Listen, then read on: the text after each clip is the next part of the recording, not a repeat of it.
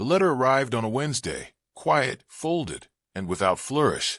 No emblem, no postmark, just a faded cream envelope, slipped beneath the door of Miss Jane Marple's modest home in St. Mary Mead. She was setting aside her knitting when she noticed it lying there, pale as a pressed flower on the threshold. The handwriting on the envelope was unfamiliar, but neat, precise, with the kind of care taken by someone who had been taught not to reveal too much, even in ink. Inside was a note, brief and trembling in tone. Miss Marple, there has been an incident at Greystone Hall. Something we cannot quite explain. You were once acquainted with my aunt, Eleanor Prescott. She always spoke of your discerning mind. If you are willing, we need your help. Discretion is essential. Yours in urgency, Lawrence Fielding. Greystone Hall. The name stirred something, an old memory, perhaps, or a warning cloaked in lace and tea. Miss Marple remembered Eleanor Prescott, not for her elegance or charitable hosting, but for the nervous way her eyes used to flick toward closed doors. Eleanor had once whispered something curious at a garden luncheon long ago. There are rooms in that house that listen when no one speaks. The very next morning, with her blue travel coat fastened and her handbag neatly packed, Miss Marple took the 9:17 train. As the countryside blurred past her window, she considered what kind of incident would summon her with such restrained urgency. People, after all, rarely asked for help unless they had run out of explanations. By afternoon, she arrived at Greystone Hall, a structure heavy with history and the kind of quiet that holds its breath. It stood tall and watchful at the edge of a dense grove, its windows long and narrow, as though squinting at the present. There was no greeting party, only the echo of crows circling above the gables and the crisp crush of her shoes on the gravel path. Lawrence Fielding met her at the great oak door, his face drawn with something more than worry, guilt perhaps, or fear. "We weren't expecting the past to come back," he said, leading her inside. "But it has, in ways we can't quite speak aloud yet."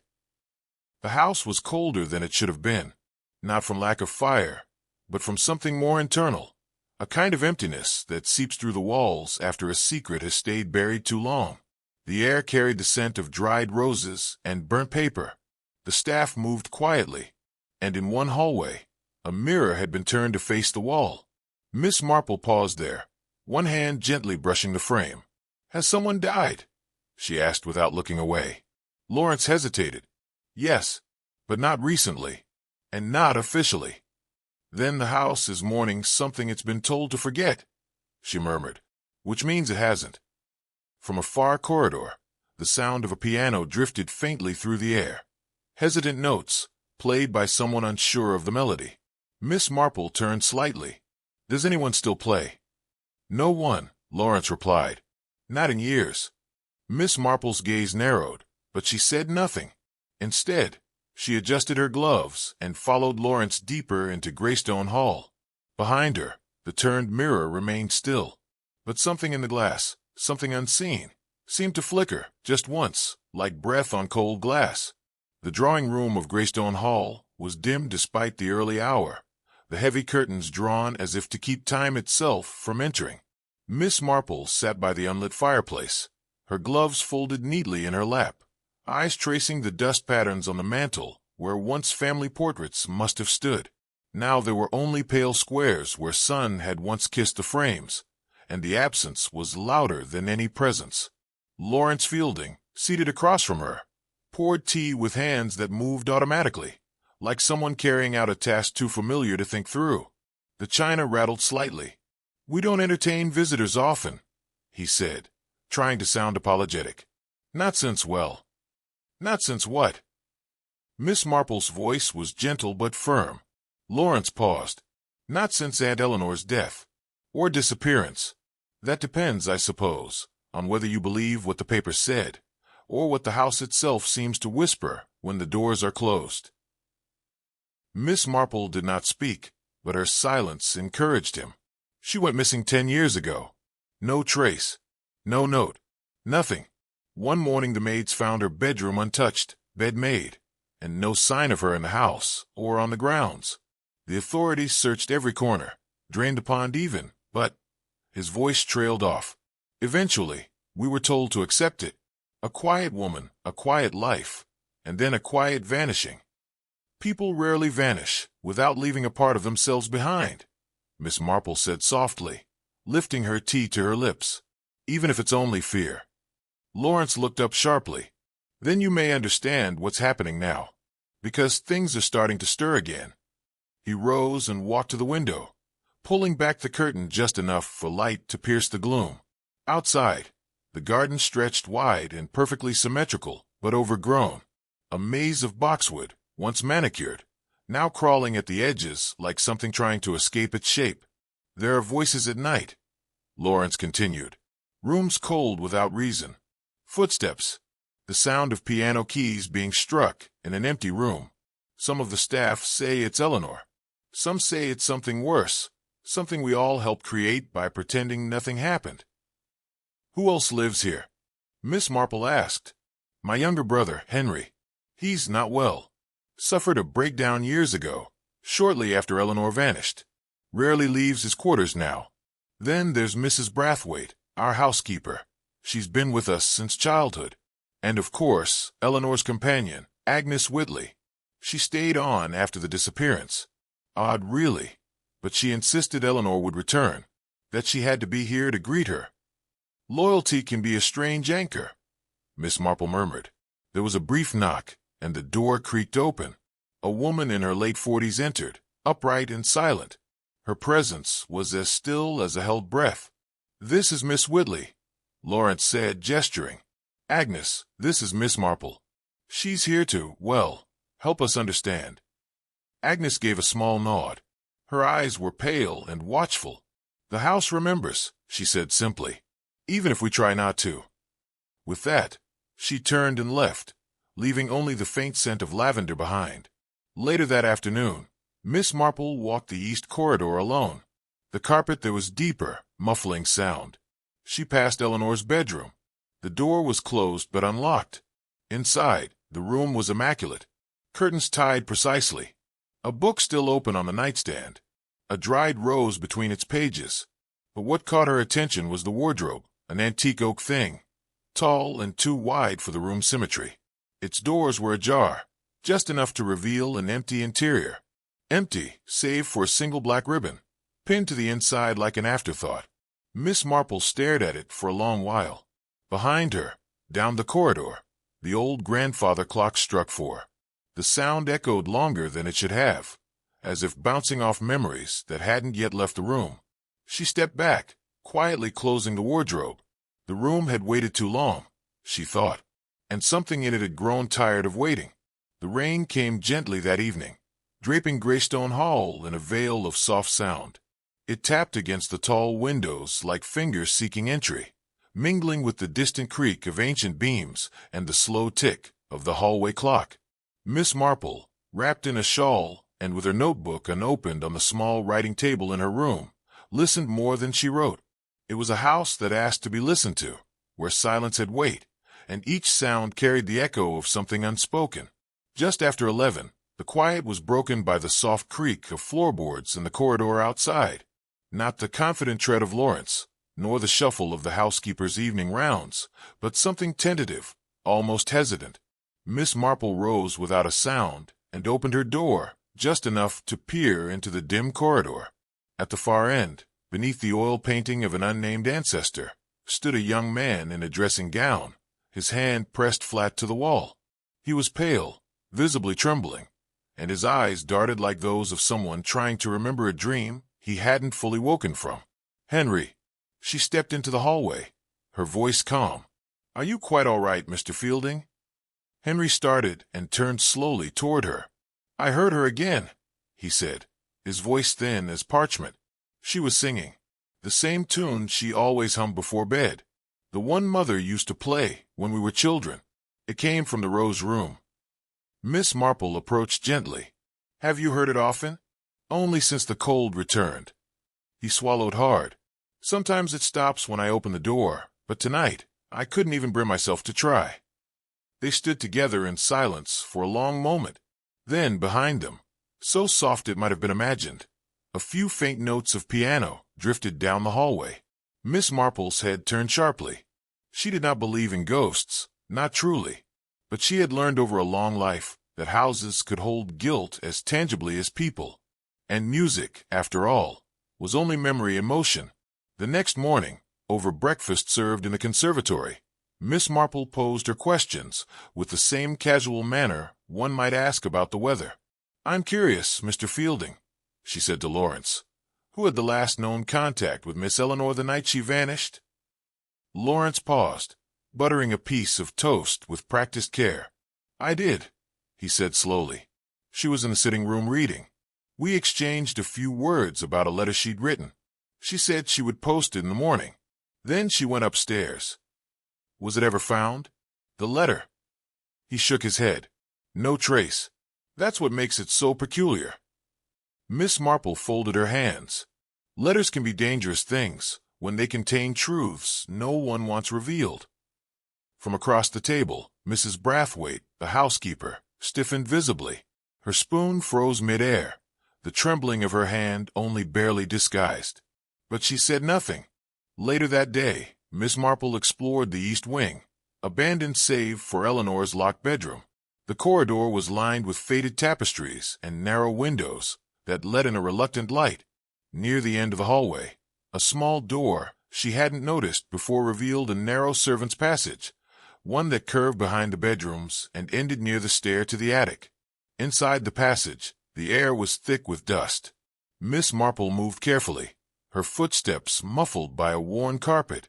Halfway through, she found a small alcove set into the wall bare, except for a splintered wooden chair and something beneath it. A pair of old leather gloves, stiff with time, and a glass perfume bottle missing its stopper. The scent was faint but unmistakable. Lavender, the same scent Eleanor had worn. She tucked the bottle into her handbag. As she turned to leave, she noticed something else. On the far wall, above the chair, a message had been scratched faintly into the wood panel with what appeared to be a hairpin or blade. "I am still here." Miss Marple touched the letters with her gloved fingertips. They were shallow but deliberate. Outside the passage, the house seemed to breathe again, the quiet shifting as if in acknowledgement. A brittle frost lay across the lawns the next morning, turning the hedgerows silver under the wan light of dawn. Greystone Hall stood hushed, as if listening for footsteps from a time long past. Miss Marple rose early, her thoughts occupied by the servant's passage and the scratched message she had found. That someone had lingered there in fear or desperation, perhaps even Eleanor herself, seemed not just likely, but heartbreakingly real. She made her way to the morning room, where the fire had not yet been lit. A gray light filtered through the high windows, casting long, cold shadows across the parquet floor. It was here, she remembered, Lawrence had last seen Eleanor, seated in the armchair with a letter in her lap. The memory had been almost casual in its telling, but Miss Marple knew better than to dismiss small moments. Small moments, she had learned, held the weight of all things left unsaid. With careful hands, she examined the writing desk tucked beneath the window. The drawers were empty of letters, but not entirely empty.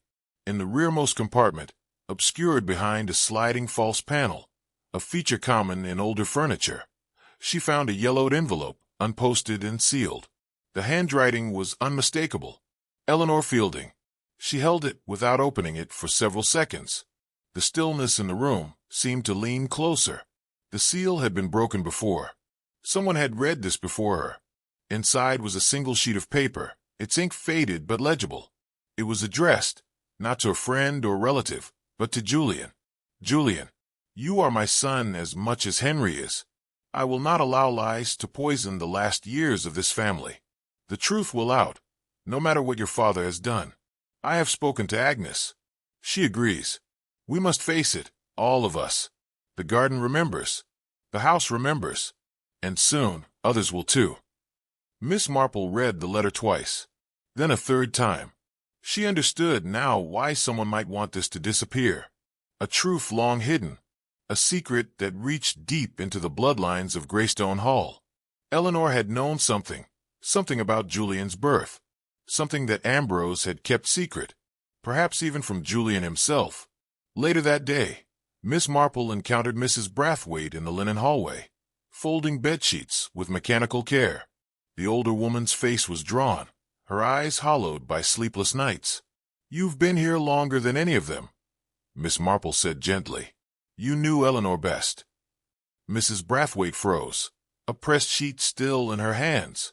"She was too good for this house," she whispered. "Too kind, too clever. That was her undoing. And she knew something. About Julian." The housekeeper's eyes welled, but she said nothing. She was going to tell him. She had written it down. "I warned her," Mrs. Brathwaite said hoarsely. "I told her some ghosts don't want the light, that some lies are woven into the walls." But she wouldn't stop. Miss Marple looked down the corridor. The air had grown colder again, though no window stood open. "Do you believe she's still here?" The woman swallowed. "Not her. Not exactly. But the part of her that knew. That part won't let go." That evening, as dusk stretched across the fields and the wind picked up among the chimney pots, Miss Marple sat again in Eleanor's room.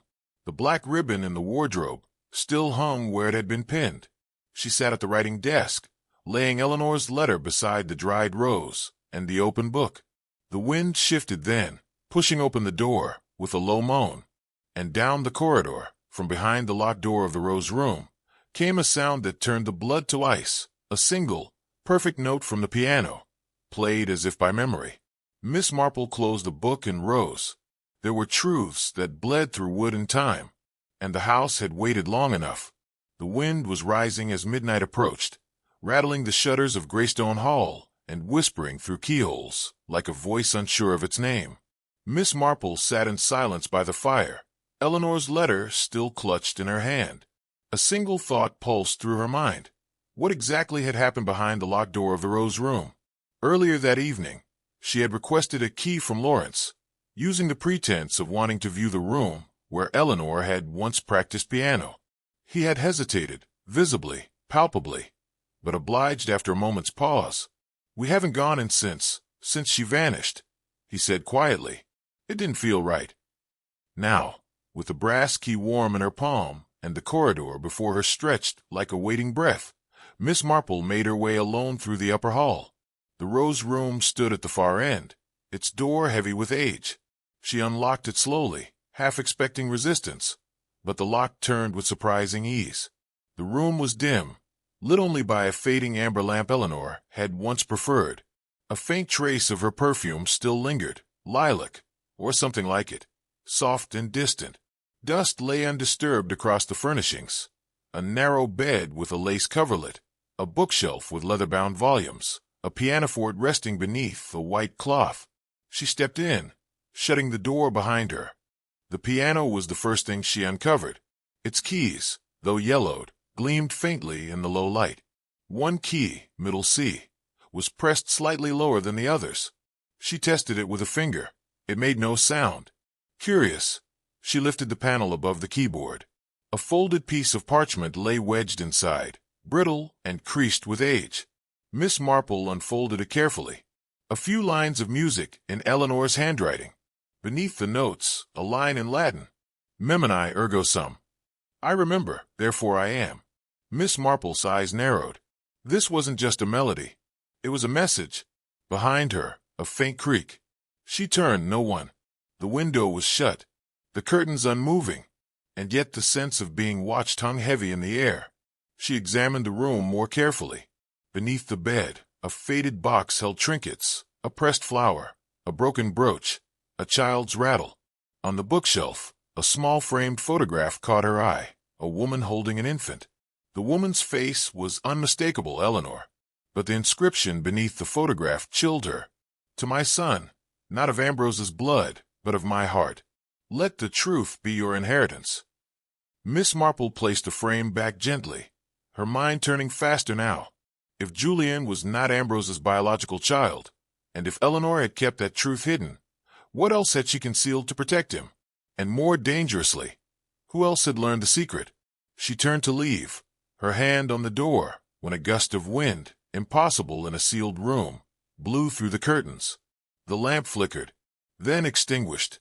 In that instant of near-total darkness, the piano rang out, a single, soft note. Not discordant, not random, The exact note from Eleanor's sheet music. Miss Marple's breath caught. She did not scream. She did not run. Instead, she stood very still, her eyes adjusting to the dark, her ears straining. No footsteps followed. No figure emerged. Only silence, and the weight of something trying to be heard. Later, as she returned to her room, she passed Julian in the hall. He looked pale, his hands trembling slightly. "Did you hear it?" he asked, voice low. "The piano." "I did," she said calmly. "And I believe it's trying to say something." His eyes widened, but he said nothing more. Miss Marple returned to her notebook. The pieces were shifting. The story that Greystone Hall had buried was beginning to speak. And ghosts, she knew well, rarely visited without reason. Morning broke over Greystone Hall, but it brought no warmth. A thin mist clung to the windows like cobwebs spun by hands too afraid to finish their weaving. Downstairs, the smell of burning toast drifted through the corridors. Margaret's doing, no doubt, but Miss Marple had no appetite. The events of the previous night pressed heavy on her chest. The locked rose room, the framed photograph, and that chilling single note played without a soul in sight. Or perhaps not without a soul at all. She sat at her writing desk, quill in hand, not knitting today, but working through the puzzle in quiet contemplation. The name in the photograph's inscription, "To my son, not of Ambrose's blood," had lodged in her like a thorn. If Julian was not Ambrose Carmody's son, then Eleanor had kept a far deeper secret than anyone suspected. But why now? So many years after her disappearance, had the whispers begun? As she reached for her teacup, a soft knock interrupted her thoughts. It was Margaret. "Miss Marple, you should come with me." There was no explanation, only urgency in the girl's eyes. Miss Marple rose without a word and followed her down the servant's stair, through the narrow corridor past the kitchens, and into the cellar. The air was damp and cool, the stone walls glistening faintly in the light of the oil lamp Margaret carried. "I wasn't supposed to come down here," she whispered. "But last night, I couldn't sleep. I kept hearing things. Scratching, crying, like someone pacing in floorboards." They reached a low wooden door, half swallowed by ivy and dust. Margaret pushed it open with effort. Inside was what looked like a long-forgotten archive. Stacks of rotting boxes, mildewed cloth, and a wooden cabinet sealed with iron clasps. Miss Marple brushed away the cobwebs, her eye drawn to a single shelf labeled in faded ink, "Estate, Personal Correspondence, 1933 to 1939. She opened the nearest file. Dozens of letters, some addressed to Eleanor, others from her hand. One in particular stood out, unsigned, written on stationery that bore the seal of a London clinic. "The child is healthy, but the resemblance is unmistakable. Continued contact is not advised. Suggest adoption outside Hampshire. Immediate discretion required." Another letter, tucked behind it, bore Eleanor's unmistakable hand. "He was not born of scandal. He was born of silence, and I will not let that silence be his inheritance." Miss Marple closed the file slowly. "So it's true," Margaret breathed. "Julian, he isn't Ambrose's?" Miss Marple gave a gentle nod. "But there's more." This silence was enforced. With intention. With planning. Eleanor was trying to protect him, but someone else wanted him erased. The sound of footsteps above them broke the quiet. Hurried, uneven. Margaret extinguished the lamp. They waited in darkness until the footsteps retreated. When they finally emerged, Margaret trembling at her side, Miss Marple knew what needed to be done. That afternoon, Miss Marple requested a walk with Julian. They strolled along the overgrown path, by the weeping willow, where leaves whispered things no one dared speak aloud. "Julian," she said softly, "do you remember your mother clearly?" He looked out over the pond. "Not clearly. I remember her voice, sometimes. Her scent. I remember a lullaby." He paused. "Why do you ask?" Miss Marple studied his face, searching for the right words. "Because someone has gone to great lengths to hide the truth from you. About who you are. About where you came from. And I believe that truth, once known, threatened someone deeply." He turned to her sharply. "Are you saying someone harmed her?" "I believe it's very likely, yes." His hands clenched. Then I want to know. All of it. No matter how ugly. Miss Marple nodded. Then it is time we speak with Miss Brent. Julian frowned. The governess? Miss Marple's eyes narrowed. She's not just a governess. She was here the night your mother disappeared. And she's the only one who, so far, has told us nothing. Later that evening, the storm returned. Miss Marple climbed the staircase slowly, candle in hand, and knocked on Miss Brent's door. No answer. She tried the handle. Inside, the room was cold, empty, and on the writing desk lay a single page. A list of names. And at the bottom, underlined in black, Eleanor Carmody, Julian Carmody, Margaret Wells, Jane Marple. Miss Marple stared at her own name, a slow chill creeping up her spine. Someone had begun crossing out names, one by one, and they had just reached hers. Lightning forked over the distant hills as Greystone Hall held its breath. The wind howled down the chimneys like the echo of some long-forgotten cry, and the candle in Miss Marple's hand flickered dangerously as she stood frozen before the list in Miss Brent's empty room. Her own name, neatly written, then underlined, lingered like a thread in ink. She folded the paper and tucked it into her coat with deliberate calm. Miss Brent was gone. Not just out for air or lost in her own ramblings, gone, as if she had vanished into the very walls. Miss Marple stepped out into the corridor, her slippers making no sound against the carpet as the storm's growl deepened. A painting on the wall rattled in its frame, disturbed by the draft. It was Eleanor Carmody's portrait, staring, once again, with those half-knowing eyes. She descended the staircase with caution. The great hall lay empty, but not still. Curtains stirred at closed windows. The grandfather clock ticked with an urgency that hadn't been there before. In the corner, Julian sat alone with a book in his lap, but he wasn't reading. His eyes were glassy with thought. She's not in her room, Miss Marple said quietly. Julian looked up. Miss Brent. She left a list. A list of names. Yours. Margaret's. Eleanor's. Mine. His brow furrowed. Why, I believe, Miss Marple said slowly, that Miss Brent was never just a governess. She was placed here, perhaps by Ambrose, perhaps by someone else, to observe, to ensure secrets stayed buried. Julian swallowed. And now she's running, or worse, hiding. A door slammed at the end of the portrait hall. The two turned as one. Miss Marple, without haste, rose and gestured for Julian to follow. They walked down the long gallery, where ancestors of the Carmody line glared down in oil and dust. The flickering lightning gave the illusion of movement in their painted eyes. A faint creak, with shifting underweight, came from the far end, near the paneled wall where an old tapestry hung. Julian moved to pull it aside, but Miss Marple stopped him. "Let me," she said. She touched the fabric gently, feeling for what she suspected. Behind the hanging, half concealed by age and cobwebs, was a narrow door. "A servant's passage," Julian said, voice hushed. "Perhaps," Miss Marple murmured, "or a way to hide." They entered. The passage smelled of mold and memory, the air close. A few steps in, they found a lantern, still warm. Someone had been here. Recently. Further in, a side door opened into what had once been a study, and used for years. On the desk, an opened letter, the same clinic seal as before. This one addressed to Ambrose Carmody. "Your request has been fulfilled. All records pertaining to Mrs. Eleanor Carmody's prior admissions and maternity details have been expunged per discretion policy and payment received." Julian trembled. He knew. All along. He knew I wasn't his. Miss Marple put a hand gently on his arm. "Not only knew, but acted to ensure you would never find out." A sound behind them, a scuff of a shoe. They turned. Margaret stood in the doorway, pale as paper, her eyes wide with terror. "She's in the portrait hall," she whispered. "Miss Brent. She has a knife." Time seemed to fracture.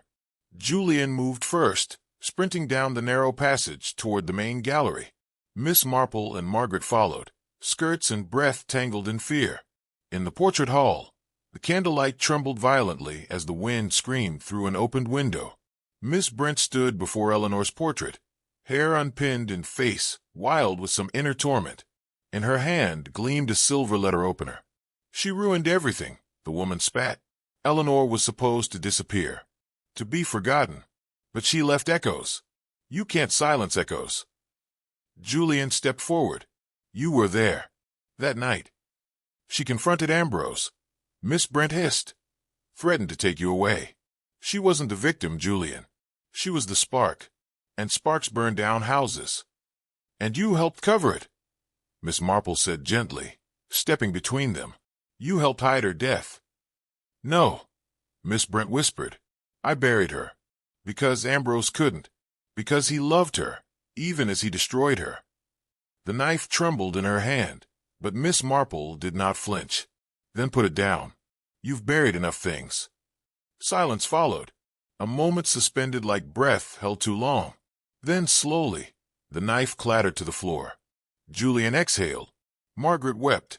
Miss Marple simply lowered her eyes and stepped forward, retrieving the blade.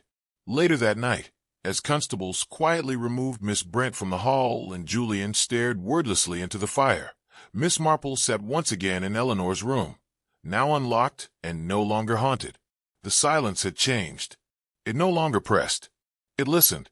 And outside, the storm finally passed.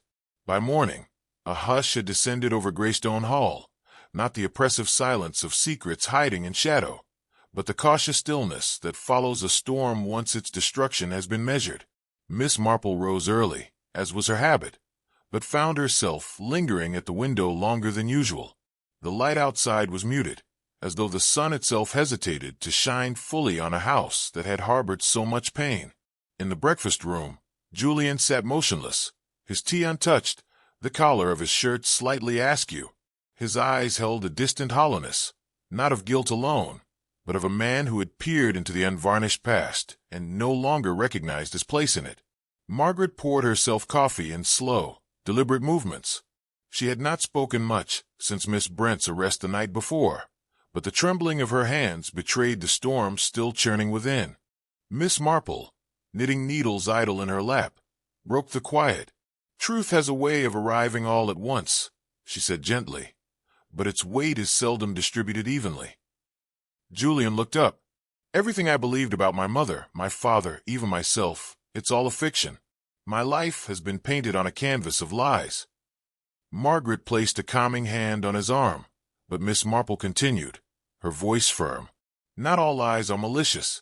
Some are simply born of fear. And the fear that ruled this house was not just of scandal, Julian. It was of loss. Eleanor threatened to take you, yes. But Ambrose feared losing more than just a son. He feared losing control. Julian's voice cracked. He buried her beneath this house, Jane. He let her die and buried her like a secret.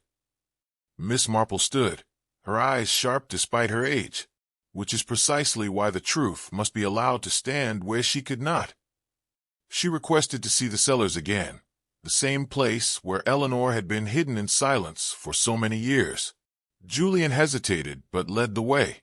The descent was colder than before, as though the air itself had grown older overnight. Miss Marple carried only a lantern and a soft resolve. The slab had been lifted, and Eleanor's remains carefully removed during the night. In their place now was nothing but a hollow. But Miss Marple's eyes were drawn not to the space itself, but to the small, dislodged square of floorboard nearby. She bent, lifted it gently, and discovered a shallow compartment filled with letters, dozens of them. Some in Eleanor's hand, others in Ambrose's unmistakable script, and in the center, a birth certificate, Julian's, with 2 names, Eleanor Carmody, and a father listed only as unknown. She did not read the letters then. Some things, she knew, must be discovered in their own time. Back in the drawing room, Miss Marple laid them before Julian and Margaret. It is not my place to interpret these, but I suspect you'll find in them not just evidence of betrayal, but moments of clarity, too. Pieces of a mother who perhaps made mistakes, but never stopped fighting for you. Julian's hand shook as he picked one up. Margaret read over his shoulder. Miss Marple gave them space, quietly retreating to the garden. The larkspurs were blooming again. That evening, a private memorial was held in the Rose Room. Eleanor's favorite space, once locked, now open to air and light. No priest, no hymns, only silence, and a portrait hung above the mantel, no longer hidden away in the attic. It was Julian's own painting, restored and reframed. He stood before it quietly, and for the first time, Miss Marple saw something in his eyes that had been absent before. Not grief, not regret, but understanding. Later over tea he asked, "Do you believe the dead can forgive us, Miss Marple?" She stirred her cup thoughtfully. "I believe the dead do not need to. It is we who must forgive the living." The wind outside was gentle now. The house no longer groaned under the weight of secrets. It simply breathed, and the silence that followed felt, for once, like peace. The following morning dawned with an odd stillness, as if the house itself were reluctant to begin another day. For the first time in weeks, no footsteps echoed before sunrise. No distant piano hummed from unseen corners. Even the birds seemed hesitant to sing. Greystone Hall stood poised in breathless suspension, the air carrying the weight of truths recently unearthed, of names that could no longer remain hidden. Miss Marple had risen early, and was already seated in the morning room, her shawl wrapped tight around her shoulders, though the chill was not of weather, but of intuition. She sipped her tea slowly, eyes on the grandfather clock, its tick-tock rhythm unusually loud in the silence. When the bell at the gate rang twice, slow and deliberate, she did not flinch. Instead, she set her teacup down with precise calm, rose, and waited at the window, watching the long gravel drive as a dark figure approached. Inspector Cray had returned, and not alone. Behind him stood a man in a tan overcoat with a briefcase in one hand, and a face Miss Marple did not recognize. His features were firm, unreadable, but his presence was sharp, like someone accustomed to closing doors behind him for good. In the drawing room, the family was summoned. Julian looked better today, tired, yes, but no longer drowning. Margaret stood at his side. Ambrose sat in his usual chair, pale, gaunt, and visibly aged in the span of days. He did not acknowledge the newcomers until Inspector Cray cleared his throat. "This is Mr. Hallows from the Home Office," Cray said. "He's been reviewing the papers found in the floorboards. I believe we now have clarity on matters that go far beyond Greystone." Mr. Hallows opened the briefcase without ceremony, producing a thin stack of documents and photographs. These letters reveal an arrangement made in 1931 between Mr. Carmody and a woman named Margaret Evelyn Greaves, then under a different name. The contents suggest that Eleanor Carmody was never legally recognized as Julian's mother. In fact, it appears she was raising a child that was not her own. Julian's brow furrowed. "What are you saying?"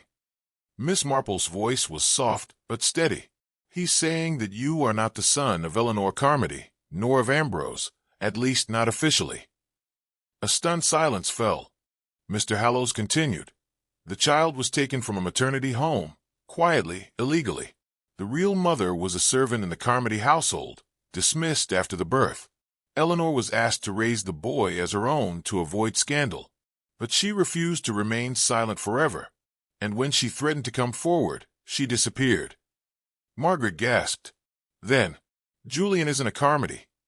Miss Marple turned to Ambrose, who had not moved. "You feared the scandal more than you feared the consequences, didn't you? That your name, your position, would collapse if the truth ever reached beyond these walls." Ambrose's hand shook slightly. "He is mine in every way that mattered."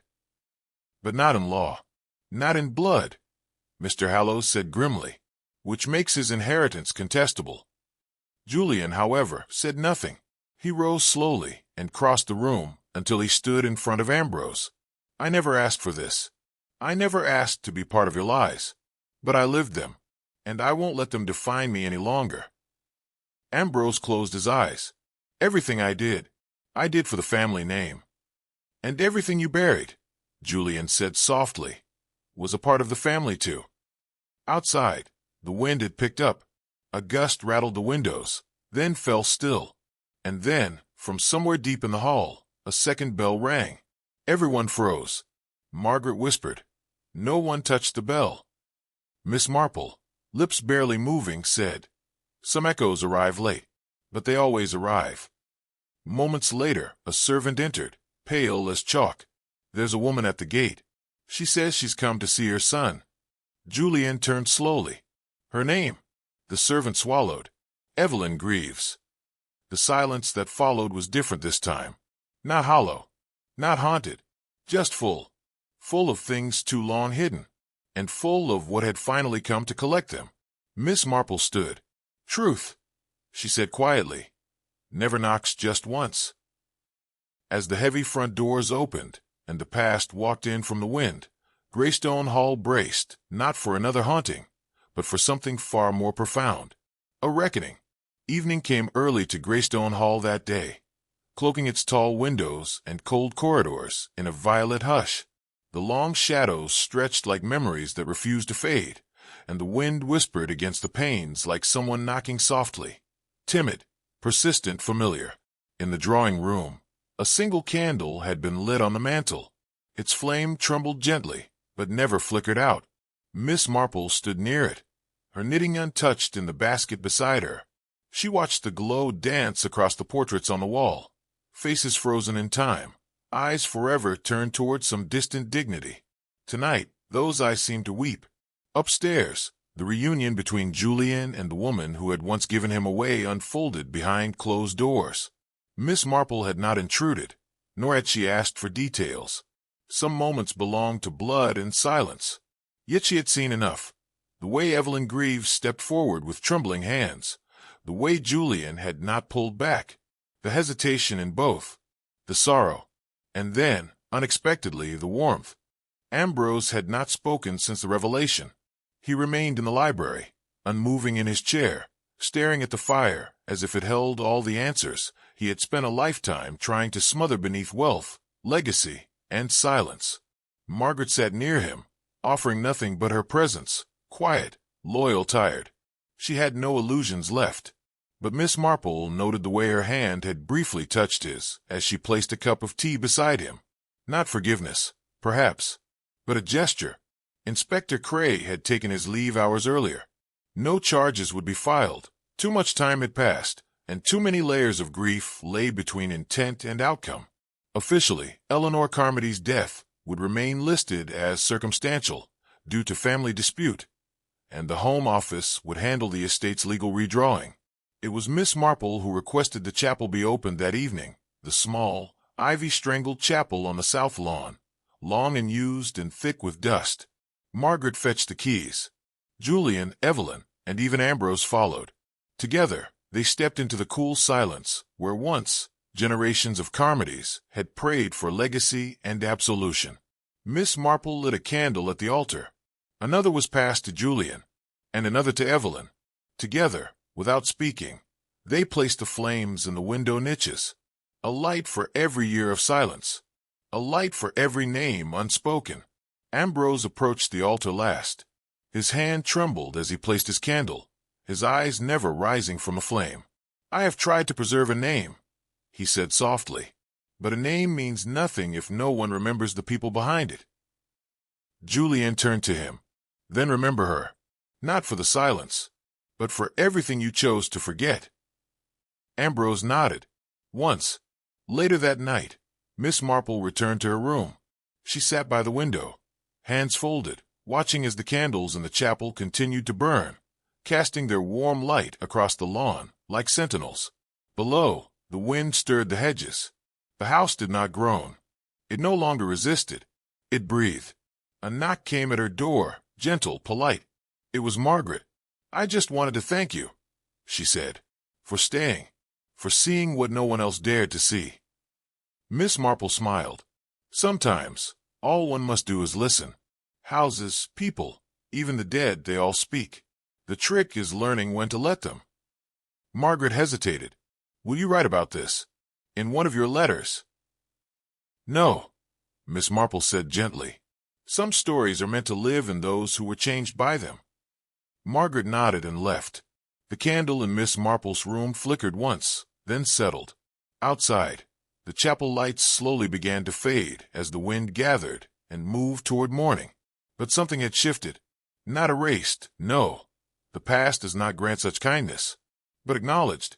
And sometimes that is enough. In the stillness, Miss Marple closed her eyes and whispered a truth she had always known. Justice is not always punishment. Sometimes it's simply being seen. And for the first time in many nights, Greystone Hall slept without ghosts.